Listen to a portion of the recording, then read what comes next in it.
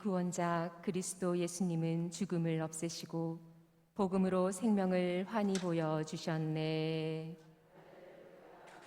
주님께서 여러분과 함께 또한 사제의 영과 함께 마르코가 전한 거룩한 복음입니다. 주님 영광 받으소서. 그때 예수님께서 제자들과 함께 호숫가로 물러가셨다. 그러자 갈릴레아에서 큰 무리가 따라왔다. 또 유다와 예루살렘, 이두메아와 요르단 건너편, 그리고 티로와 시돈 근처에서도 그분께서 하시는 일을 전해 듣고 큰 무리가 그분께 몰려왔다.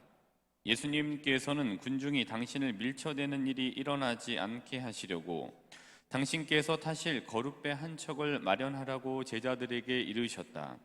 그분께서 많은 사람의 병을 고쳐주셨으므로 병고에 시달리는 이들은 누구나 그분에게 손을 대려고 밀려들었기 때문이다. 또 더러운 영들은 그분을 보기만 하면 그 앞에 엎드려 당신은 하느님의 아드님이십니다 하고 소리 질렀다. 그러나 예수님께서는 그들에게 당신을 사람들에게 알리지 말라고 엄하게 이르곤 하셨다. 주님의 말씀입니다. 그리스도님 찬미합니다. 모두 자리에 앉으십시오.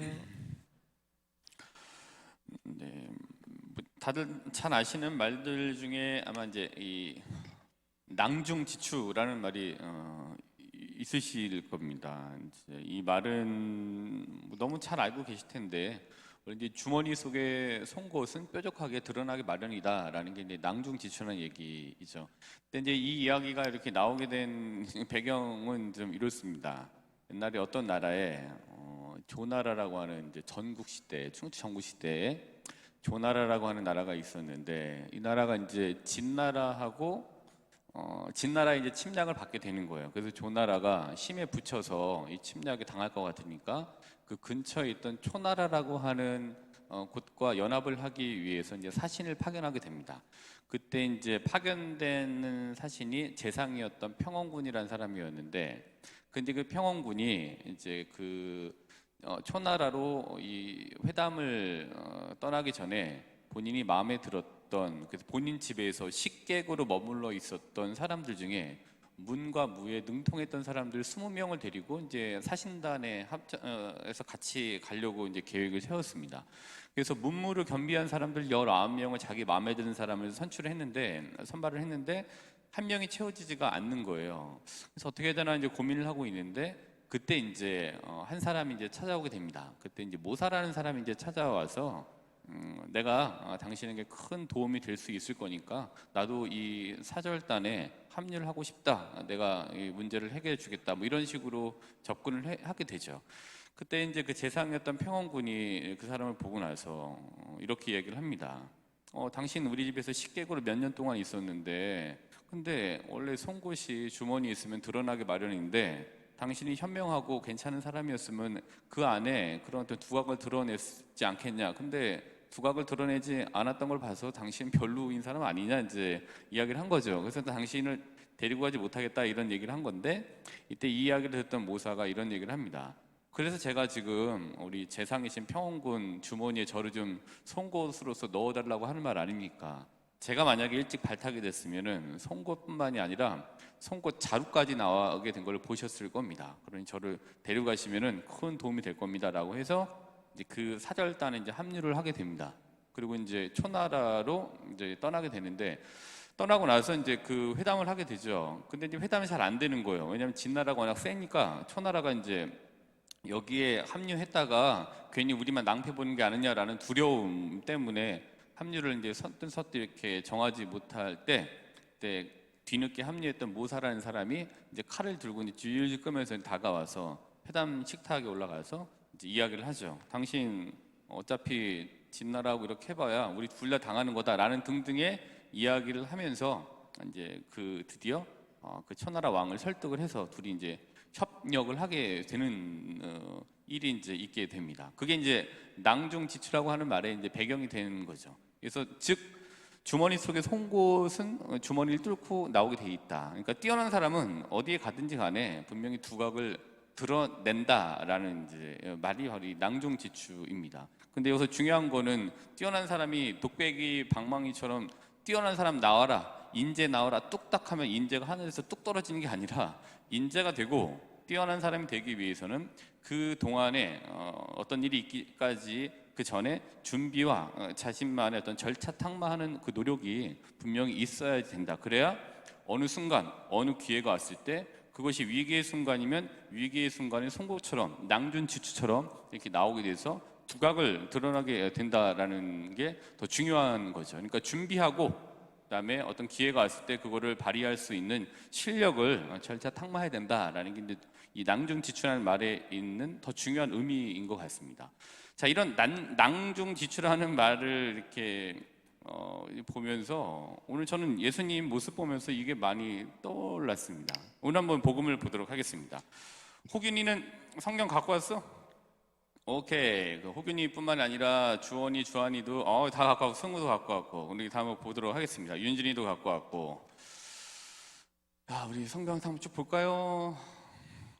아유, 잘했어. 오늘 마르코복음 3장 7절부터 14절인가요? 12절? 12절까지의 말씀이니까 마르코복음을 한번 같이 한번 펴도록 하겠습니다. 마르코복음을 한번 보죠. 우선 낭중지추라는 말과 함께 같이 이해를 해보시면은 야, 예수님 낭중지추였네라는 생각이 좀 드실 수 있을 것 같아요. 저는 이런 맥락에서 봤어요.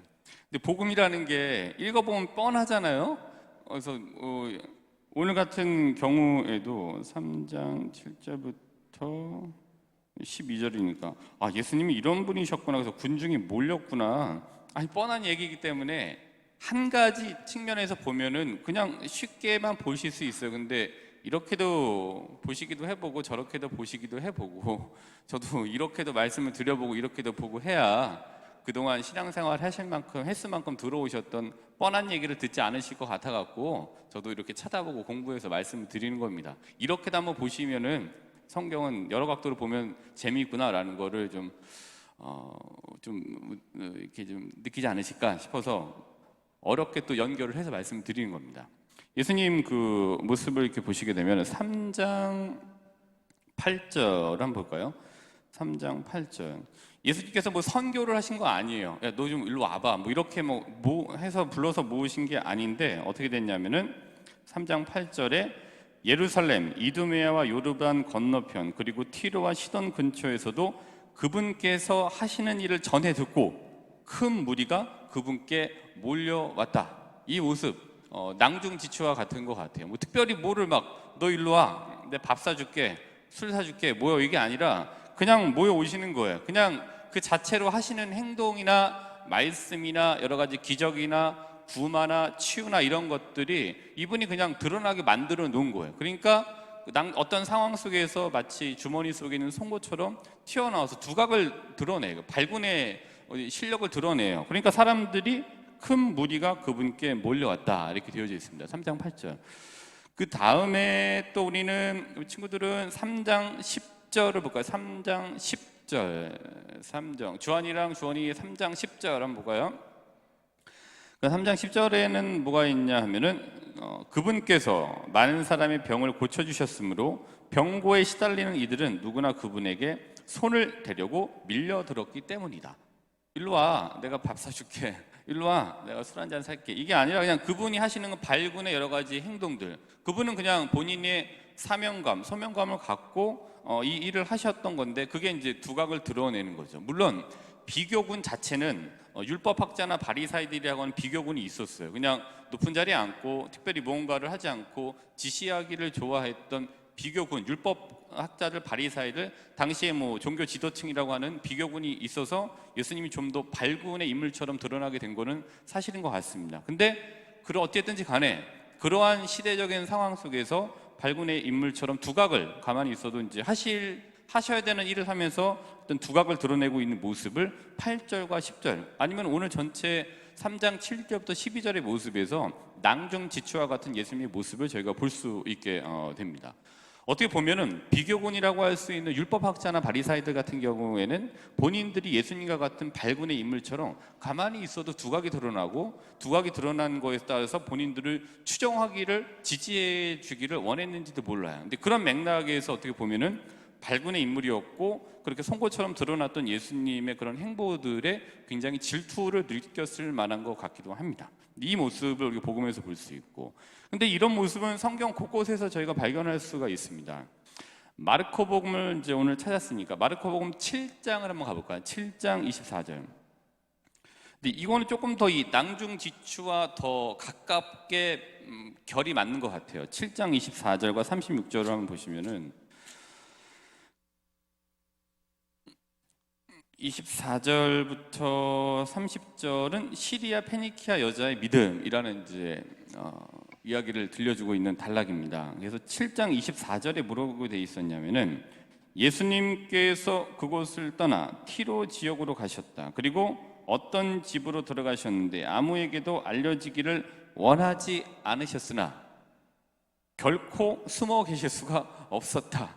그러니까 주머니 속에 그냥 가만히 있고 싶어도 뭔가를 본인이 하는 일을 그렇게 특별히 드러내고 싶지 않았다 손치더라도 결코 숨어 계실 수가 없었다. 마치 이제 뛰어난 두각을 이제 보여준다라는 낭중지추와 같은 말을 24절을 통해서 조금 더 자세하게 확인할 수 있는 것 같습니다. 그리고 이제 7장 36절을 보시게 되면은 7장 36절은 또 같은 맥락입니다.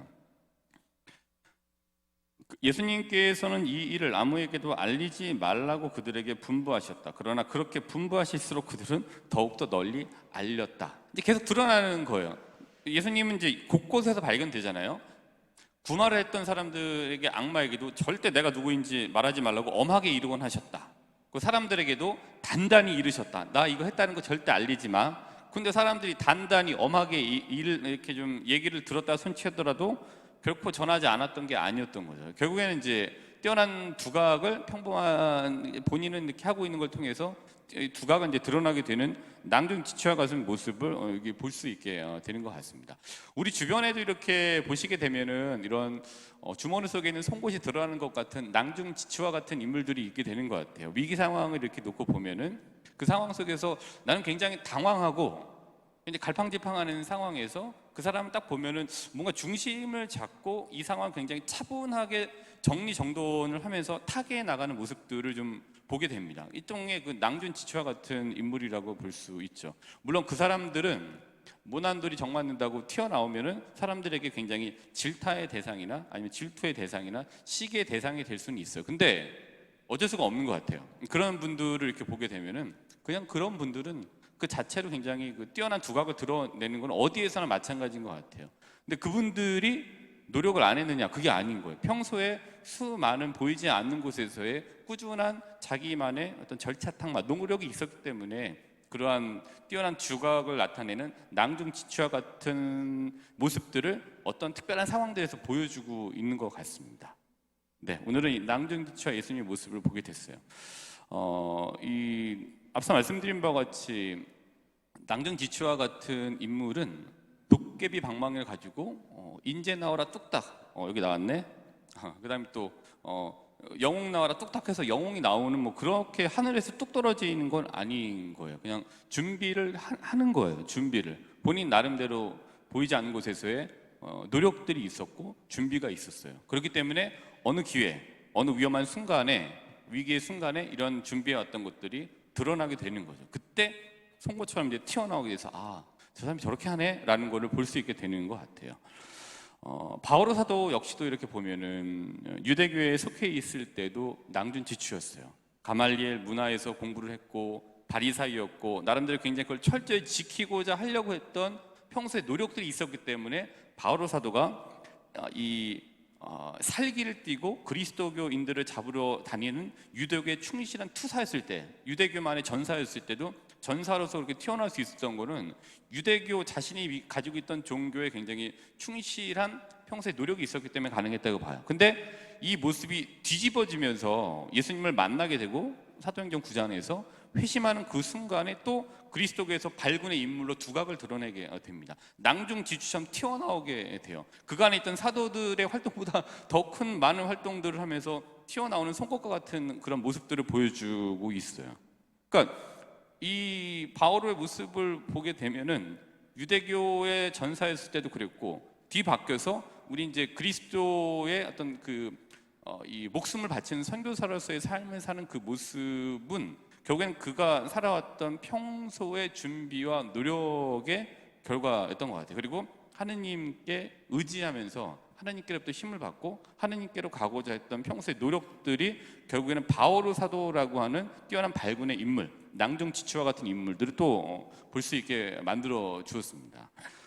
자신의 종교에 충실하고자 노력했었기 때문에 가능했던 일인 것 같아요. 자주 말씀드렸습니다만은 여기도 기웃대고 저기도 기웃대고 성당에 올 때 그냥 어쩔 수 없이 나오는 것처럼 나오고, 또 그냥 교회에 뭐가 있다면 교회도 가시고, 절에 뭐가 있다면 절에도 가시고, 열린 마음처럼 난 여기도 가고 저기도 간다라고 했을 때는 그런 모습들이 없게 돼요.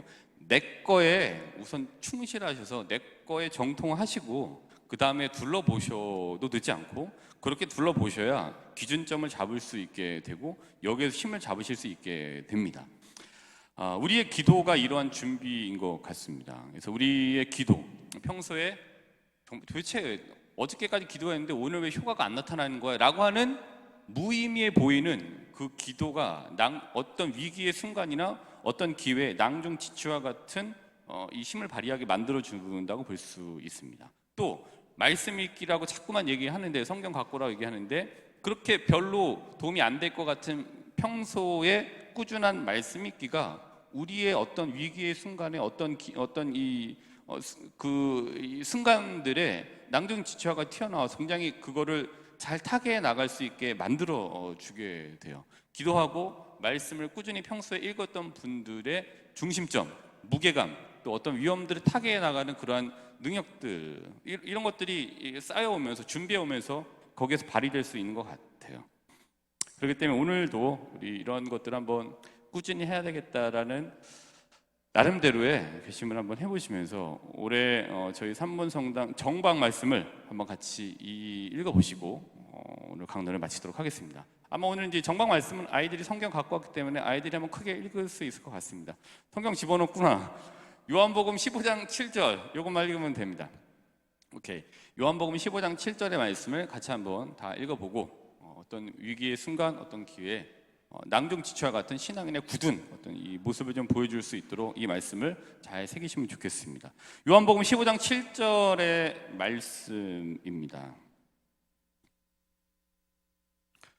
호균이는 걷다가 딱 줄도 치고 형광펜도 치고 그랬지? 그럼 우리 같이 친구들 같이 한번 읽어보도록 하겠습니다. 요한복음 15장 7절. 그래. 너희가 내 안에 머무르고 내 말이 너희 안에 머무르면 너희가 원하는 것은 무엇이든지 청하여라. 너희에게 그대로 이루어질 것이다. 자, 이 부분이니까 우리 친구들 찾았으니까 같이 한번 그럼 크게 읽어보도록 하겠습니다. 요한복음 15장 7절입니다. 시작. 너희가 내 안에 머무르고 내 말이 너희 안에 머무르면 너희가 원하는 것은 무엇이든지 청하여라. 너희에게 그대로 이루어질 것이다. 아멘. 그래. 그대로 이루어질 것이다.